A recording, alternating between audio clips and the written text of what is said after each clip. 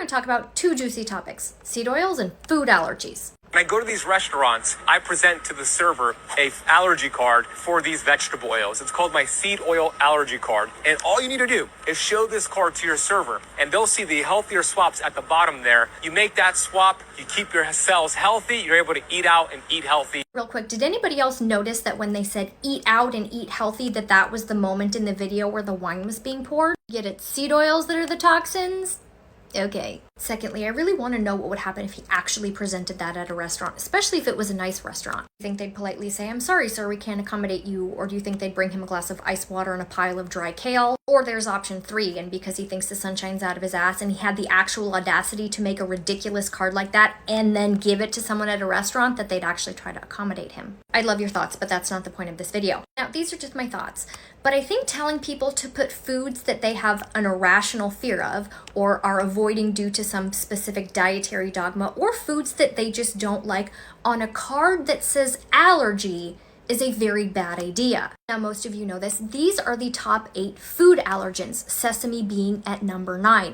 Now, some of these cause anaphylaxis, itching, swelling, rashes, throat closing, obstruction of breathing, low blood pressure. This is a medical emergency, and if it's left untreated, it can be fatal. So these are things that obviously need to be taken very seriously. We also should discuss that lactose intolerance, celiac disease, non-celiac gluten sensitivity, people who have issues with specific FODMAPs, things that can cause a lot of really awful GI distress, IBS, those aren't things to mess around with either.